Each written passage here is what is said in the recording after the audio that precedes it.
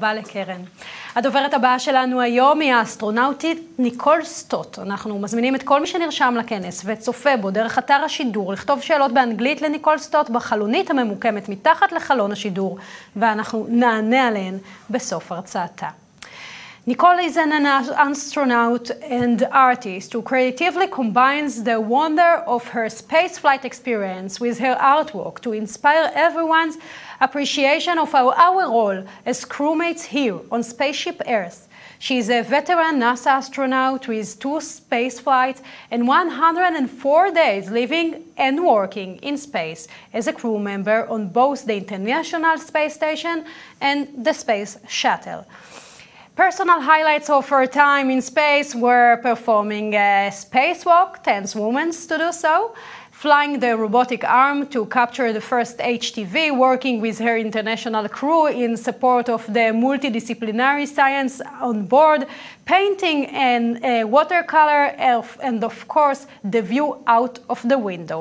Nicole believes that the international model of peaceful and successful cooperation we have experienced in the extreme environment of space and sea hold the key to the same kind of peaceful and successful cooperation for all of us, humanity here on Earth.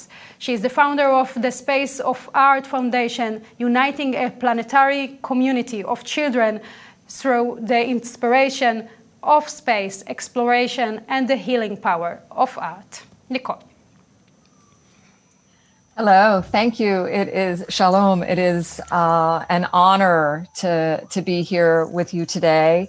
I love the theme of the conference, which is to look at space from a different perspective.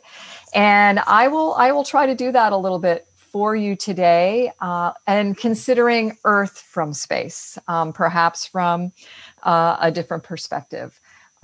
This picture I share because it reminds me kind of in one picture what it was like to be in space. It's really beautiful. I think you'll agree. I look at it and I see this silhouette of what seems like a space shuttle that's not even moving. And yet I know that we were traveling at 17,500 miles an hour, or about 5 miles a second, which meant we went around the planet every 90 minutes, and every 45 minutes or so, we would see one of these beautiful sunrises or sunsets out the window. I also know that I'm inside of that space shuttle with my 6 crewmates. We're on our way home after I'd spent a little over 3 months on the International Space Station, heading home to our families. And I also know that my crewmate, Jeff Williams, is still on the space station, and that he took this really incredible picture as a memory for me to have from here on. You know, space flight, as you've heard through other conversations and in different ways at this conference, it's a complex thing. To get to space, to live and work there for any amount of time, to come home from space safely, as we know, is a very complex thing. But the lessons that I came back to Earth with, that I want to share, are really very simple. I think we learn them all at a young age. They are that we live on a planet, we are all Earthlings, and the only border that matters is that thin blue line of atmosphere that blankets and protects us all. And I think these are things, simple things, like I said, that we know, and yet I believe we need to bring them up. We need to be thinking about them more actively in our daily lives. Now, my time in space primarily was spent on the International Space Station. I would argue that this is absolutely a masterpiece in space. I could talk all day about this one picture and what it represents. It is the best example of living off the grid that we can find. We have built this mechanical life support system in space to mimic as best we can what Earth does for us here naturally.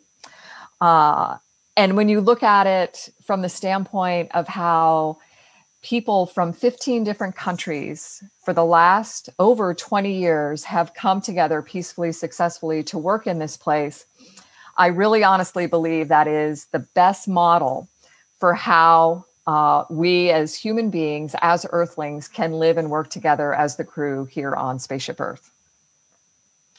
So we build that space station, we build that mechanical life support system so that we can have the human beings there, that we can live and work there, that we can perform the science and the engineering that's taking place there in space, which honestly is all about improving life here on Earth.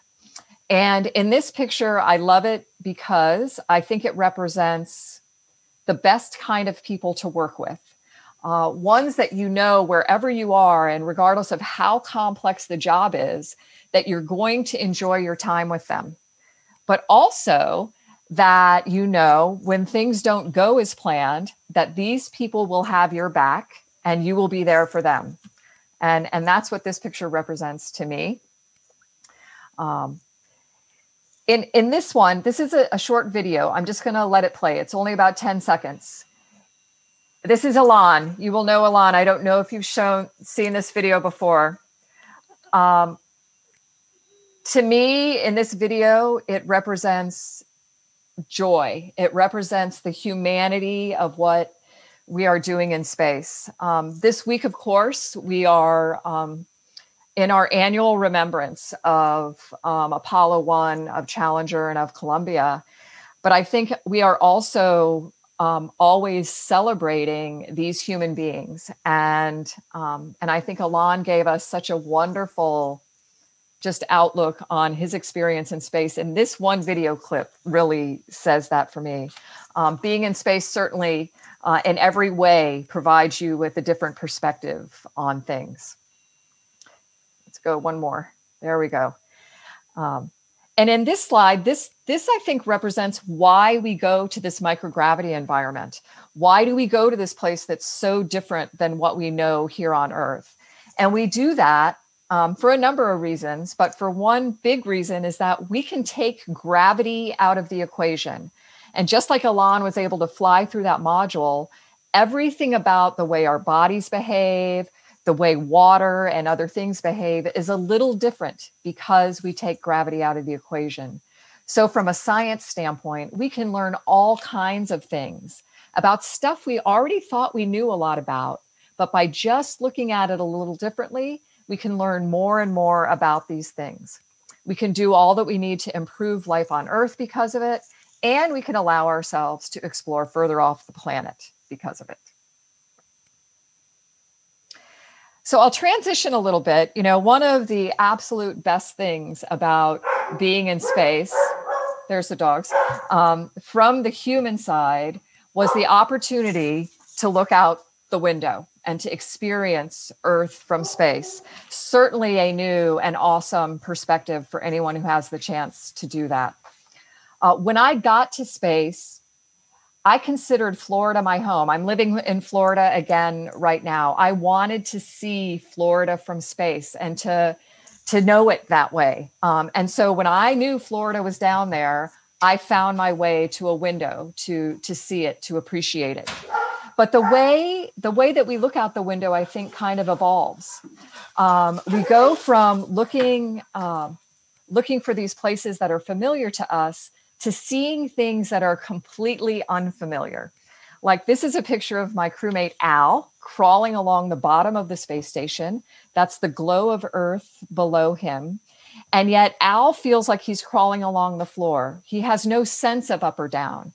And it's amazing to me how our brains, our bodies can adapt to something like that. So it becomes familiar. It becomes kind of normal. And in this evolution of looking out the window, it went from wanting to see the familiar, wanting to see what I considered to be home from space, to getting my brain wrapped around those kind of weird things like Al crawling along the bottom of the space station, to just witnessing what the next surprise out the window was going to be. And this, I love this picture. It's a tiny little heart-shaped island called Dahul in the Red Sea. And I love this because I think these places are on our planet. As human beings, we're meant to discover these things. We're meant to be curious about it and to know who and what we share our planet with. I bring us back now to another view of Florida from space. And yet this time when I look at it, I look at certainly Florida as this special place, but Florida as part of a planet that's my home. And that hasn't changed for me. When somebody asks me, where is home? Home is Earth. Home is a planet. And I think regardless of where we've traveled, whether as human beings, as far as we've gotten so far has been to the moon, about 250,000 miles away. In those views, and even in this one from Saturn, a robotic mission to Saturn, we are learning more and more about this space that surrounds us. And yet we always are looking for ourselves, for our connection, for our relationship to what we're discovering. And in this picture, that tiny little dot is our home, is Earth from Saturn. That's incredible to me. Now, I retired from NASA about 6 years ago. I had the opportunity to paint while I was in space, and I'm really fortunate now to be able to bring my love of space exploration and my love of art together. To help communicate this experience, but more importantly, I think to work with children around the world, creating beautiful art spacesuits like the one you see in this picture, the one that's behind me in this view.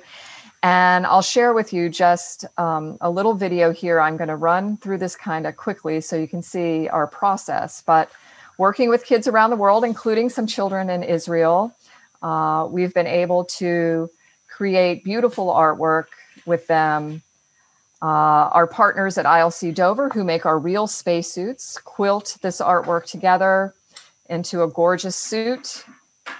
Several of them have been packed up and sent to the space station where the kids were able to see their artwork in space. And I think very cool to watch that interaction, but also these beautiful space suits flying through the space station. And I can tell you, every astronaut that sees these spacesuits now wants theirs to look like this, not to be just the white ones that, that we normally see. But I just wanted to share that with you. All right, let's move to the next one. See if I can make that happen. All right, now this might look familiar. In what we see of Earth from space, we always learn more and more about the places that we want to visit, the places we have visited, to get to know our Earth better. I hope when you look at this, you see Israel as a place on a planet, and start to think of yourselves that way if you haven't already. And I will close with this iconic image of Earth from space. Taken by the crew of Apollo 8 back in 1968, known as Earthrise. I think there's no better example of showing us who and where we are in space together than this one image, and to remind us that we live on a planet, we are all Earthlings, and the only border that matters is that thin blue line of atmosphere that blankets and protects us all. I am very happy to have all of you as crewmates here on Spaceship Earth. Thank you. That's all. Thank you, Nicole. Thank you very, very much, Nicole. וחזרנו, כמו שהבטחנו, אנחנו נותנים לכם עכשיו, הצופים שלנו, לשאול את ניקול סטוט כמה שאלות. Hey, Nicole, so as we promised, now we want to ask you some questions. Our audience sent some questions during this time. So, why did you want to become an astronaut and go to space? Wow, why? I think it came a little late for me. I was already working for NASA when I started to consider the job of astronaut, to consider applying. And I think the reason I did was because I saw that everything we're doing in space is really about improving life on Earth. And in addition to the adventure of flying in space and floating and, all of that comes with it, it really felt like the opportunity to just be part of something that was worthwhile. And someone asked, I know that astronauts conduct experiment while in space. What kind of experiment did you do? Yeah, that's a great question. You know, the whole reason we're on that International Space Station is because it's this really wonderful laboratory. And when I was there, I think we had over 100 active research activities going on at any given time. A lot of those were where I was the experiment. You know, pretty much any output product, blood, urine, all of it that I could provide and freeze and send to the ground was being studied for one reason or another. But what I liked was that almost every area of science you can imagine was represented in some way by the experiments happening on the station. A lot of it is focused on the human body. Our reaction to being in that environment and what we can learn about it that allows us to live there, but also allows us to develop new medical techniques and medications for, you know, life here on Earth, as well as a lot of the physical things associated with chemistry and biology and growing plants and food and everything that we would need to have to live in space. Okay, and now it's an interesting question. What do you plan to say when you will step on the moon? What are you going to say? If only, right? I would, I think, say those same three things that I shared with you today, that you know, from that vantage point of the moon, where we'll learn more and more about ourselves and, you know, how we even exist in this universe, I think it all comes back to Earth and that idea of us living on a planet, all being Earthlings, sharing this planet together and respecting that thin blue line of our atmosphere. The first thing you did or wanted to do when you came back to Earth? Hug my son. Yes, he was 7 years old when I flew the first time. And so, as you can imagine, that was a big deal. I'm sure he's very proud. Do you ever get bored from the food choices you have at the ISS? No, surprisingly, no. You know, the food is very different than what we eat, you know, down here normally. It's a lot like camping food, right? Dehydrated or just ready to eat out of the package. But one of the, you know, many wonderful things about the International Space Station being international is that we have foods from all of the different countries. And so I was never bored with the food. There was really a nice variety. Yeah. Great. What do you do when you are in space and you really want to see a sunset or sunrise or something like that? Well, I think like all of being in space, at least like in that microgravity environment, you have to treat it always like an adventure, right? Everything about it's going to be a little different. And everything, like even seeing a sunrise or sunset, you don't have your feet planted in the sand and you're not looking up or out at the sunrise or sunset, but you're getting to look at it in a whole new way. And we get 16 sunrises and sunsets every day from the International Space Station, all just stunningly beautiful. So we just go to the window. Yeah, great. Okay, thank you for all those answers. It was very, very interesting. We appreciate your time. We appreciate that. And behatzlacha, you say in Hebrew in your next step. Well, thank you. Thank you. you. My pleasure. And I look forward to seeing you guys in person next year. Yeah, thank you very much.